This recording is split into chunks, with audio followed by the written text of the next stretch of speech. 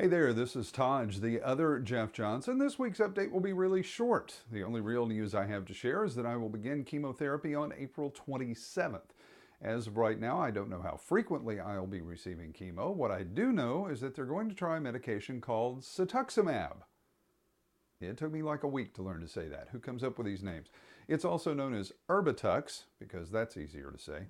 Anyway, Cituximab will be my first option for chemotherapy. This medication is different than traditional chemo. You don't start it at the same time you start radiation. You start a week earlier with what they call a loading dose. It builds up the strength of the medication. It's also, honestly, to find out whether or not I am allergic to it. If I'm not, this will be my chemo drug of choice. Okay, then I'll either start radiation on May 4th or May 7th. And I say either or because I'm estimating the date. My treatment team didn't call me on Friday as I was hoping. Everybody except one person said they would call Friday. That one person said they would call Friday or Monday. So I know who I'm listening to as far as timing is concerned from now on. But I'm expecting that call tomorrow, and they will tell me then the details of my treatment plan, including when I'll start radiation and how many doses of chemo I'll need to take. One thing that's not directly related to my treatment, it's more of a coincidence of time. I'm disappointed about this. It looks like I'm not going to be able to attend my high school reunion in late June. I will either be in the last week of treatment or will have just wrapped things up.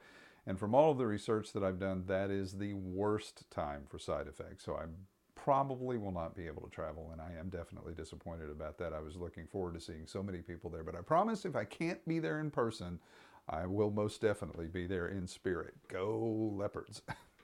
In the comment section of this video and in the Facebook comments, I'm going to include a couple of lists. The first is resources that I found for lodging in the Houston area. Now, MD Anderson gave me a great resource. It's a website called joeshouse.org. joeshouse.org. They have a lot of options for housing. They list pricing, the minimum length of stay required, if there are any restrictions. Some of these are just for people who've had cancer treated by surgery. Others are for children who have cancer. Some are for seniors who have cancer. Lots of restrictions on some of them. Others are just hotels and apartment complexes that give discounts. So that's there. The American Cancer Society also has a resource on their website that can offer housing assistance exclusively to cancer patients and members of their immediate families, and I'm actually taking advantage of that this coming week.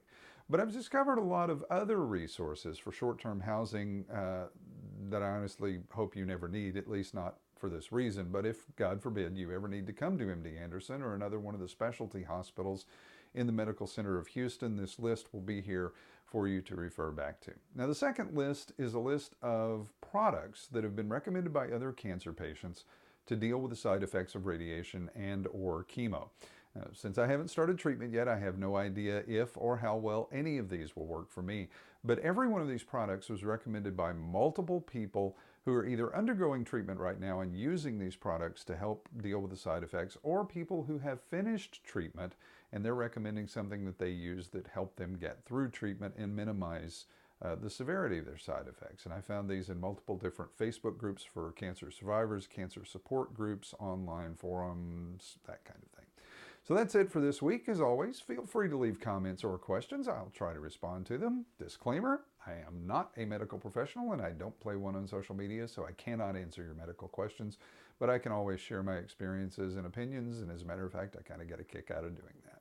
I hope this helps. That's the real reason for doing all of this.